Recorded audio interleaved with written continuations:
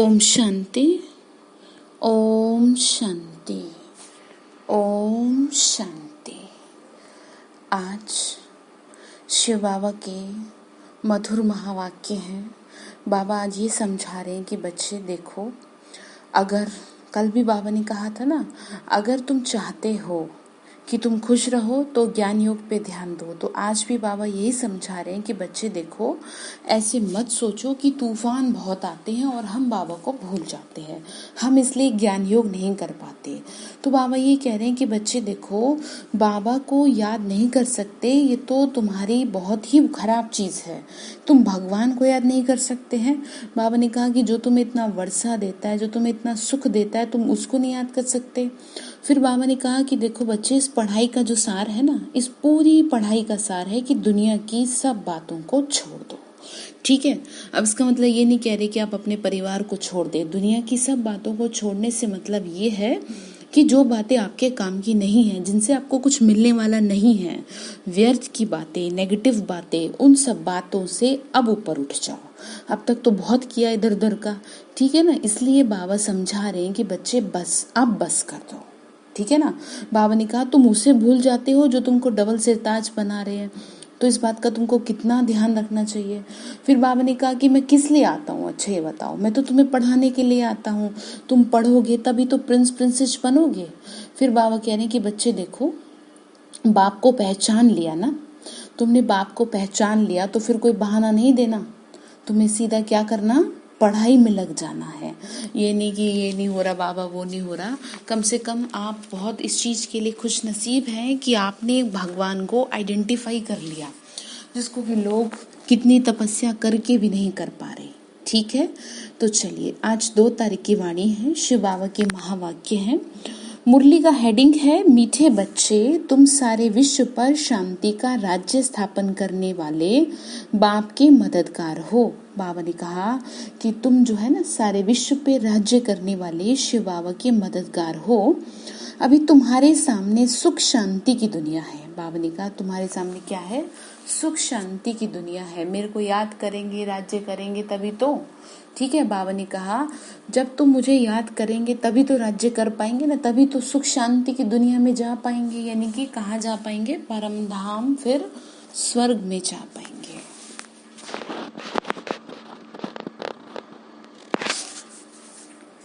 फिर बाबा ने प्रश्न पूछा, बाप बच्चों को किस लिए पढ़ाते हैं, पढ़ाई का सार क्या है।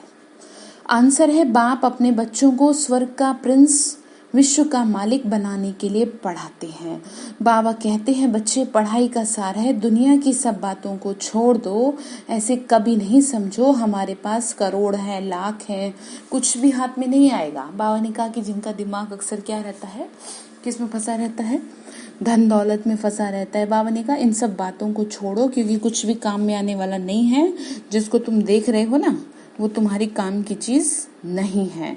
इसलिए कह रहे हैं कि देखो, तुम क्या करो, इन सब बातों से अब ऊपर उठ जाओ। ठीक है, दुनिया की सब बातों को छोड़ दो। ऐसे कभी नहीं समझो हमारे पास करोड़ हैं, लाख हैं, कुछ भी हाथ में नहीं आएगा। इसीलिए अच्छी रीति पुरुषार्थ करो और पढ़ाई पर ध्यान दो।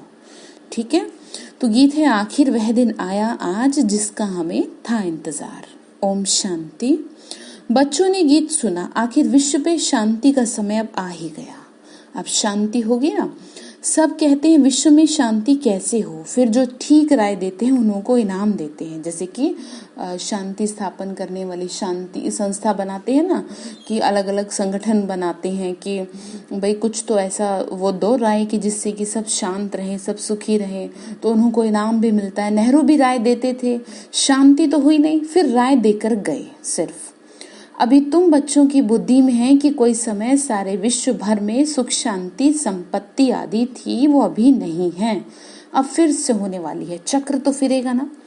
यह तुम संगमयुगी ब्राह्मणों की बुद्धि में है। तुम जानते हो भारत फिर सोने का बनना है। भारत को ही गोल्डन स्पैरो, यानी कि गोल्डन यानी कि सोने की चिड़िया कहा जाता है। चिड़िया कहा जाता है ना, भल महिमा तो करते हैं परंतु सिर्फ कहने मात्र। तुम तो अभी प्रैक्टिकल में पुरुषार्थ कर रहे हो, जानते हो बाकी थोड़े से रोज हैं, तो ये सब नर्क की दुख की बातें भूल जाती हैं। तुम्हारी बुद्धि में अब दुख की दुनिया बाबा ने कहा तुम्हारी बुद्धि में अब सुख की दुनिया सामने खड़ी है, अब दुख की दुनिया से तो पर्दाफाश होगा ना, अभी तक तो दुख में ही तो पड़े थे। फिर समझा रहे हैं कि बच्चे जैसे आगे विलायत से आते थे तो समझते थे कि बाकी अभी थोड़ा समय है पहुंचने में, क्योंकि आगे विलायत में आने से बहुत टाइम लगता था, यानी कि पहले की बात कर रहे हैं। अभी तो एरोप्लेन में बहुत जल्दी पहुंच जाते हैं। अभी तो बच्चों की बुद्धि में है कि अब हमारे सुख के दिन आए कि आए। क्या कह रहे हैं?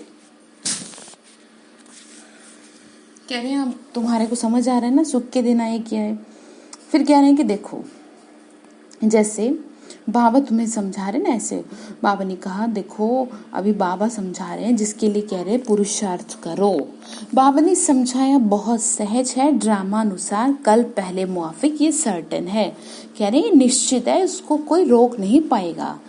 ठीक है ना, अभी तो फिर भी गवर्नमेंट ने थोड़ा बहुत कंट्रोल में कर लिया, आने वाले समय में किसी से कंट्रोल नहीं होगा, क्योंकि प्रकृति को तो कोई कंट्रोल नहीं कर पाएगा। और जो खास भारत के लिए होगा, जो कि ये धरनी को तैयार करना है, वो क्या है, वो प्रकृति के थ्रू ही धरनी तैयार होगी, पवित्र वैसे ही होगी ना, और किसी तरह से तो हो नहीं पाएगी। फिर बाबा ने समझाया कि बच्चे देखो तुम देवता थे, देवताओं के कितने ढेर के ढेर मंदिर बन रहे हैं। बच्चे जानते हैं ये मंदिर आदि बनाकर क्या करेंगे, बाकी दिन कितने हैं। तुम बच्चे नॉलेज की अथॉरिटी हो। कहा भी जाता है परमपिता परमात्मा सर्वशक्तिवान ऑलमाइटी अथॉरिटी है। तुम ज्ञान की अथॉरिटी हो, वह है भक्ति की अथॉरिटी। बाप को कहा जाता है ऑलमाइटी अथॉरिटी। तुम बच्चे हो नंबरवार, पुरुषार्थ अनुसार तुमको सृष्टि के आदि मध्यंत का ज्ञान है। बाबा ने कहा तुम भी ना मेरे बच्चे कैसे हो, नंबरवार पुरुषार्थ अनुसार। जैसे जैसे क्या कर रहे हैं, पुरुषार्थ कर रहे हैं, वैसे वैसे नंबर आ रहा है, उसी हिसाब से बाबा के सामने। बाबा ने कहा कि जो भक्ति की अथॉरिटी है वो सबको भक्ति ही सुनाते हैं, तुम ज्ञान की अथॉरिटी हो तो ज्ञान ही सुनाते हो। सतयुग में भक्ति ही होती ही नहीं, पुजारी एक भी होता नहीं, पूज्य ही पूज्य है। कहाँ भला है? सतयुग में। ठीक है ना। और यहाँ क्या है, यहाँ पे तो क्या है, सभी पूजा कर रहे हैं। सतयुग में भक्ति होती नहीं, पुजारी एक भी होता नहीं। आधा कल्प है पूज्य, आधा कल्प है पुजारी। भारतवासियों के लिए ही पूज्य थे तो स्वर्ग था, अभी भारत पुजारी नरक है। तुम बच्चे अब प्रैक्टिकल लाइफ बना रहे हो, नंबरवार पुरुषार्थ अनुसार सबको समझाते रहते हो और वृद्धि को पाते रहते हो। ड्रामा में पहले से ही फिक्स है। बाबा ने कहा ये सब ड्रामा में फिक्स है। ड्रामा तुमको पुरुषार्थ करा रहे हैं, तुम करते रहते हो। जानते हो ड्रामा में हमारा विनाशी पार्ट है। दुनिया इन बातों को क्या जाने। दुनिया को तो लगता है कि ये सब तो पता नहीं क्या, कई लोग तो ये तक कह देते हैं कि 2036 में इनकी संस्था बंद हो जाएगी। तो ऐसे लोगों के मुंह नहीं लगना चाहिए। आपको अगर कोई भी कुछ इस तरह की बात बोलता है तो आप शांत रहें, ठीक है। बस हमारा जो काम है वो ये है, सबको ये मैसेज दे देना कि जो सारी दुनिया का मालिक है ना, वो हम सबका पिता है, और आप बस उसे पिता के रूप में याद करें। वो ज्योति बिंदु स्वरूप जैसा दिखाई देता है और उनका नाम शिव है। बस इतनी बात कहें, ज्यादा किसी से बहस ना करें। बाबा ने समझाया कि ये सृष्टि चक्र फिर रहा है। वर्ल्ड की हिस्ट्री ज्योग्राफी तुम्हारे अलावा किसी को नहीं मालूम। ऊंच ते ऊंच कौन है कोई नहीं जानता। ऋषि मुनि भी आदि कहते थे हम नहीं जानते, नेति नेति कह देते थे। अभी तुम बच्चे तो जानते हो ना, वह रचता बाप है और हमको पढ़ा रहे हैं। ये भी बाबा ने बार बार समझाया कि जहाँ जब बैठते हो ना तुम, बाबा ने कहा कि यहाँ जब तुम बैठते हो यानी बाबा को याद करते हो तो क्या करो, आत्माभिमानी होकर बैठो। एक बाप ही राजयोग सिखा रहे हैं और वर्ल्ड की हिस्ट्री ज्योग्राफी समझा रहे हैं। बाबा कहते हैं मैं कोई थॉट रीडर नहीं हूँ, इतनी बड़ी दुनिया है, इनको क्या बैठ रीड करेंगे। बाबा ने कहा मुझे क्या करना है रीड करके, यानी कि दूसरों के संकल्पों को जान के। बाप तो खुद कहते हैं सब ड्रामा अनुसार मैं भी आ रहा हूँ और तुम्हें पावन बनाऊंगा। ड्रामा में जो मेरा पार्ट है वही बजाने आता हूँ, बाकी मैं कोई थॉट रीड नहीं करता, बतलाता हूँ कि मेरा क्या पार्ट है और तुम क्या पार्ट बजा रहे हो। तुम ये नॉलेज सीख कर दूसरों को सिखा रहे हो। क्या कह रहे तुम दूसरों को सिखा रहे हो ना, फिर जब ये चक्र पूरा करेंगे तब फिर बाबा आएंगे। उस समय जो सीन चली वह फिर कल बाद चलेगी। 1 सेकंड ना मिले दूसरे से, ये नाटक रिपीट हो रहा है। तुम बच्चों को बेहद के नाटक का पता है ना, फिर तुम खड़ी खड़ी भूल जाते हो। बाबा ने कहा तुम्हें समझ में आ रहा है ना, पर भूल जाते हो तुम। बाबा ने कहा कि बच्चे तुम्हारी बुद्धि उस तरफ चली जानी चाहिए। आत्मा खुश होती है बाप की महिमा सुनकर। सब कहते हैं हमारा बाबा टीचर है ना, वह सच। बाबा ने कहा टीचर है वह सच्चा ही सच्चा है, पढ़ाई भी सच्ची और पूरी। यानी कि आपको इसमें ये समझा रहे हैं कि कई लोगों को लगता है कि हाँ पता नहीं भगवान है भी कि नहीं है। तो बाबा ने कहा कि ये पढ़ाई भी सच्ची है और मैं तुम्हारा पिता हूँ। सोच के देखो गहराई से कि कौन तुम्हें कहेगा कि तुम मुझे याद करो, कोई नहीं कह सकता ये। तो इसीलिए कह रहे हैं कि उन मनुष्यों की पढ़ाई है अधूरी। तो तुम बच्चों की बुद्धि में कितनी खुशी होनी चाहिए। बड़ा इम्तिहान पास करने वालों की बुद्धि में बहुत जास्ती खुशी रहती है। तुम कितना उच्च पढ़ते हो तो कितना खुशी होनी चाहिए। भगवान बाबा बेहद का बाप हमको पढ़ा रहे हैं। तुम्हारे रोमांच खड़े हो जाने चाहिए। वही एपिसोड रिपीट हो रहा है, सिवाय तुम्हारे किसी को पता नहीं। कल्प की आयु ही बढ़ा दी है। बाबा ने कहा तुम्हारे अलावा किसी को कुछ नहीं पता। तुम्हारी बुद्धि में 5000 वर्ष की सारी स्टोरी चक्र खाती रहती है, जिसको ही सुदर्शन चक्र कहा जाता है। बाबा ने कहा बच्चे कहते हैं बाबा तूफान बहुत आते हैं, हम भूल जाते हैं। बाबा कहते हैं तुम किसको भूल जाते हो? किसको भूल जाते हो तुम? जो तुमको डबल सिरताज बनाते तुम उनको भूल जाते हो। तुम कैसे भूलते हो? दूसरे किसी को तो नहीं भूलते हो। बाबा ने कहा देखो तुम मुझे भूल जाते हो, दूसरों को तो नहीं भूलते। बाकी इस बात को तुम भूलते क्यों हो? आज बाबा सवाल पूछ रहा है, बताओ कैसे भूल जाते हो मुझे। तुम्हारी बुद्धि इस याद में जितना हो सके रहनी चाहिए। याद करना है तुम्हें। बच्चों को अपनी उन्नति के लिए सवेरे सवेरे उठ बाप की याद में सैर करनी होती है। तुम छतों पर या बाहरी ठंडी हवा में चले जाओ। वहां बाबा ने कहा यहाँ ही आकर बैठना जरूरी नहीं। यानी सुबह सवेरे क्या रहता है, आजकल तो गर्मी है तो आप इजीली इधर उधर मतलब वॉक के थ्रू भी बाबा को याद कर सकते हैं, बाहर भी जा सकते हो। सवेरे के टाइम कोई डर आदि की बात नहीं रहती। बाहर में जाकर पैदल करो, यानी मॉर्निंग वॉक भी कर सकते हैं आप। मॉर्निंग वॉक करते हुए शिव बाबा को याद करें।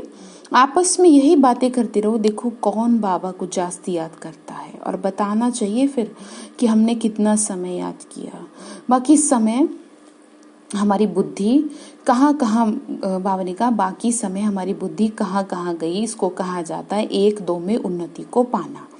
कहने का मतलब ये खुद पे आपको क्या करना है, देखना है कि हम कहाँ जाता है हमारा दिमाग। नोट करो कितना समय बाप को याद किया। बाबा की जो प्रैक्टिस है वह बतलाते हैं तुम्हारे में 1 घंटा पैदल करो तो तुम्हारी टांगे भी थकेंगी नहीं। कह रहे मुझे याद करते करते वॉक करेंगे तो थकेंगे भी नहीं। बाबा क्या कर रहे हैं, समझा रहे हैं। ठीक है, करना है तो आपको तो करना पड़ेगा ना, कौन करेगा देखो बताओ। फिर कह रहे हैं कि देखो रात दिन तुमको अब यही बुद्धि में है कि अभी हम घर जा रहे हैं। पुरुषार्थ करते हो, कलयुगी मनुष्यों को जरा भी पता नहीं है मुक्ति के लिए कितना भक्ति करते रहते। अनेक मतें हैं, तुम ब्राह्मणों की है एक मत। जो ब्राह्मण बनते हैं बाबा ने कहा उन सब की है श्रीमत। बाबा ने कहा कि मेरी मत से तुम क्या बनते हो, ब्राह्मण बनते हो। तुम बाप की मत से ही तो देवता बनते हो। देवताओं को कोई श्रीमत नहीं है, श्रीमत अभी ही तुमको मिली है। भगवान है निराकार, तुमको राजयोग सिखा रहे हैं जिससे तुम राज्य भाग्य लेंगे और ऊंच ते ऊंच पद पाएंगे, विश्व का मालिक बनेंगे। भक्ति मार्ग के वेद शास्त्र आदि ढेर के ढेर हैं, परंतु काम की सिर्फ एक गीता है। भगवान आकर राजयोग सिखाते हैं, उनको ही गीता कहा जाता है। अभी तुम बाप से पढ़ते हो जिससे स्वर्ग का राज्य पाते हो। जिसने पढ़ा उसने लिया। ड्रामा में पार्ट है ना, ज्ञान सुनाने वाला ज्ञान सागर एक ही बाबा है।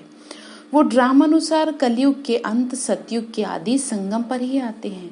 कोई भी बात में कंफ्यूज मत हो जाओ। बाप पढ़ा रहे हैं और कोई तुमको इतनी बात पढ़ा ना सके, ये समझ लो। ये दादा भी कोई बाबा ने कहा ये दादा भी आगे कोई से पढ़ा हुआ होता तो उनसे और भी बहुत पढ़े हुए होते। कहने का मतलब है ब्रह्मा बाबा के बारे में कह रहे।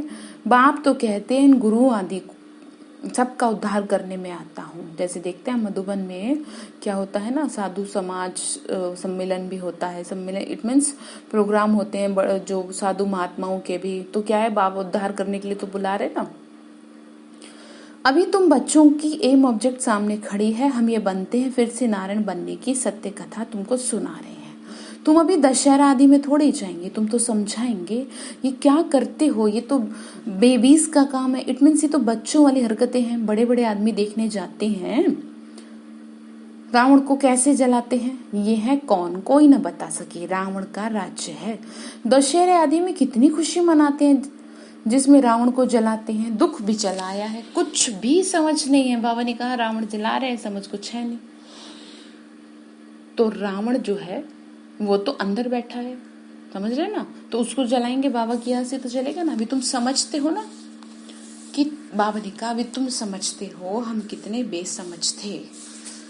बाबा ने कहा बेसमझ थे ना, रावण ने बेसमझ बना दिया। अभी तुम कहते हो हम लक्ष्मी नारायण जरूर बनेंगे, हम कोई कम पुरुषार्थ थोड़ी करेंगे। ये एक ही स्कूल है, पढ़ाई बहुत सहज है। बूढ़ी बूढ़ी माताएं और कुछ नहीं याद कर सकती तो सिर्फ शिव बाबा को याद रखें। मुख से राम तो कहते हैं ना, तो ये भी तो बहुत सहज है। तुम आत्मा हो और परमात्मा बाप को याद करो तो तुम्हारा बेड़ा पार हो जाएगा। ठीक है। फिर कह रहे हैं जो कुछ सुना है ना, जो भी तुमने पढ़ा है सब भूल जाओ और अपने को आत्मा समझ मुझे याद करो, क्योंकि और किसी बात में कोई सार नहीं है। जैसे कि मैं आपको बताती हूँ कि अगर आपको कोई हायर कंपटीशन अगर पास करना होता है तो उसमें क्या होता है ना, उसमें बहुत टू दी पॉइंट बातों को याद रखना होता है। पढ़ते तो सब है लेकिन आधे से ज्यादा लोगों को ये नहीं पता होता कि पढ़ना क्या नहीं है। तो वही चीज समझा रहे हैं कि देखो जो भी तुमने पढ़ा है ना, इट मीन्स जो वेद शास्त्र जो भी तुम जानते हो, तो उन सब में तुम्हें कुछ नहीं प्राप्त होने वाला। तुम्हें सिर्फ इतनी बात ध्यान रखनी है, टू दी पॉइंट, यानी कि जो बाबा समझा रहे हैं बस, क्योंकि उस चीज से तुम्हें कुछ मिलेगा नहीं। फिर कह रहे हैं देखो, कहते भी हैं भ्रकुटी के बीच में चमकता जब सितारा, तो जरूर इतनी छोटी सी आत्मा है। डॉक्टर लोग बहुत कोशिश करते हैं आत्मा को देखने की, परंतु वह बहुत सूक्ष्म है, हट आदि से कोई देख नहीं सकता। बाबा भी ऐसे बिंदी है। कहते हैं जैसे तुम साधारण हो ना, हम भी साधारण बन तुमको पढ़ाता हूँ। किसको क्या पता कि इन्हों को भगवान कैसे पढ़ाते हैं। बाबा ने कहा किसी को इन बातों की समझ ही नहीं है। आधे से ज्यादा लोगों को तो यही नहीं पता ब्रह्मा कुमारी संस्था में होता क्या है। कृष्ण पढ़ाते तो सारी अमेरिका जापान सब इधर ही आ जाए, तो उनमें इतनी कशिश है ना, अट्रैक्शन है, बच्चा है ना प्यारा। कृष्ण के साथ प्यार तो सबका है। अभी तुम जानते हो ना हम सब बन रहे हैं ऐसा। कृष्ण है प्रिंस, कृष्ण को गोद में लेना चाहते हैं तो तुम्हें पुरुषार्थ भी तो करना चाहिए ना, मेहनत करनी चाहिए। कोई बड़ी बात नहीं है, बाबा ने कहा कोई बड़ी बात नहीं है, तुम चाहेंगे तो कर लेंगे। फिर कह रहे हैं बाप अपने बच्चों को स्वर्ग का प्रिंस विश्व का मालिक बनाने के लिए पढ़ा रहे हैं। फिर अब बाबा ने बताया, बाबा कहिए बच्चे पढ़ाई का सार है दुनिया की सब बातों को छोड़ दो। ऐसे कभी नहीं समझो हमारे पास लाख करोड़ हैं, कुछ भी हाथ में नहीं आएगा, इसीलिए अच्छी रीति मेहनत करो। बाप के पास आते हैं तो बाप उल्हना देते हैं, 8 मास से आते हो, और बाप जिनसे स्वर्ग की बादशाही मिलती है उनसे इतना समय मिले भी नहीं, इतने दिन बाद आते हैं। कहते हैं बाबा फलाना काम था। अरे तुम मर जाते तो फिर यहाँ कैसे आते। बाबा ने कहा इसका कहने का मतलब ये समझा रहे बाबा कि बच्चे देखो, तुम अगर जिंदा हो तभी तो तुम आए ना। तो कहने का मतलब ये है कि तुम बाप को तुम और कामों में बिजी रहे, तुम्हारे पास भगवान के लिए टाइम नहीं है। और अगर तुम इस बीच में तुम्हारी मृत्यु हो जाएगी तो फिर तो क्या करेंगे। फिर बाबा जो तुम्हारा इंतजार कर रहा है तो उसको कैसे आप उनसे कुछ ले पाएंगे। बाबा ने कहा तुम मर जाते फिर यहाँ कैसे आते, यानी कि सपोज कि अगर हमारी मृत्यु हो जाए उस टाइम पे तो क्या बाबा से क्या मिलेगा, कुछ भी नहीं मिल पाएगा। ये बहाने थोड़ी चल सकेंगे। बाबा राजयोग सिखा रहे हैं और तुम सीखते नहीं। जिसने बहुत भक्ति की होगी 7 रोज, उनको 7 रोज तो क्या 1 सेकंड में भी तीर लग जाएगा। सेकंड में विश्व का मालिक बन सकते हैं, ये खुद अनुभवी बैठा है ब्रह्मा बाबा। विनाश देखा, चतुर्भुज रूप देखा, बस समझने लगा ओहो हम विश्व का मालिक बनते हैं। साक्षात्कार हुआ, उमंग आया, सब कुछ छोड़ दिया। यहाँ तुम बच्चों को मालूम पड़ा है अब विश्व की बादशाही का। बाबा पूछते हैं निश्चय कब हुआ, तो कहते हैं 8 मास हुए। इट मीन्स कि हाँ बाबा हमें 8 मास से मतलब ज्ञान में हमें इंटरेस्ट आया और हमें ये लगा कि हाँ भगवान पढ़ा रहे। तो फिर बाबा ने समझाया मूल बात है याद की और ज्ञान की, बाकी दीदार कोई काम का नहीं है। बाप को पहचान लिया ना, फिर पढ़ना शुरू करो तो तुम ये बन जाएंगे। बाबा ने कहा कोई मुश्किल नहीं है, बस जैसे जैसे पढ़ाता जाओ पढ़ते जाओ। जैसे टीचर कहते हैं ना वैसे ही कहा जा रहा है। पॉइंट्स मिलती हैं जो औरों को भी समझा सकते हो, बहुत मिठास से समझाओ। शिव बाबा जो पतित पावन है वो कह रहे हैं मुझे याद करो तो तुम पावन दुनिया का मालिक बन जाएंगे। युक्ति से समझाना है। तुम चाहते हो ना ओ गॉड फादर लिबरेट करो, स्वीट होम में ले जाओ, तो अच्छा तुम्हारे ऊपर जो जंक लगी है ना वो मेरी याद से ही उतरेगी। उसी के लिए कह रहा हूँ। बाबा ने कहा उसी के लिए कहते हैं मुझे याद करो। अच्छा मीठे मीठे सिक्के लदे बच्चों प्रति माता पिता बाप दादा का याद प्यार और गुड मॉर्निंग। रूहानी बाप की रूहानी बच्चों को नमस्ते। रूहानी हम बच्चों की रूहानी माता पिता बाप दादा को नमस्ते नमस्ते नमस्ते। बाबा नमस्ते। शुक्रिया बाबा, शुक्रिया बाबा, शुक्रिया। धारणा के लिए मुख्य सार है सवेरे सवेरे उठ पैदल करते बाप को याद करो। आपस में यही मीठी रूह रिहान करो कि देखें कौन कितना समय बाबा को याद करता है और फिर अपना अनुभव सुनाओ। ठीक है। दूसरा पॉइंट है बाप को पहचान लिया तो फिर कोई बहाना नहीं देना कि क्या करें, काम पड़ गया था, ये हो गया था, वो हो गया था। ठीक है ना। पढ़ाई में लग जाना, मुरली कभी मिस नहीं करना। वरदान है, बाबा ने वरदान दिया रियलिटी द्वारा हर कर्म व बोल में रॉयल्टी दिखलाने वाले फर्स्ट डिवीजन के अधिकारी भव। रियलिटी द्वारा इट मीन्स रियलिटी हो, ऊपर का दिखावा ना हो। बाबा ने कहा रियलिटी द्वारा हर कर्म व बोल में रॉयल्टी दिखलाने वाले फर्स्ट डिवीजन के अधिकारी भव। रियलिटी अर्थात अपने असली स्वरूप की सदा स्मृति, जिससे स्थूल सूरत में भी रॉयल्टी नजर आए। यानी कि आपकी जो रियलिटी है ना वो क्या है, मैं एक महान आत्मा हूँ। ये आपकी रियलिटी है, आप बस इसे पहचान नहीं पा रहे हैं। इसकी गहराई में जाए। ये बात मैं नहीं कह रही आपसे, ये भगवान ने कहा है। शिव बाबा ने कहा कि बच्चे तुम महान हो, तुम मेरे हो ना, इस वजह से महान हो। ठीक है।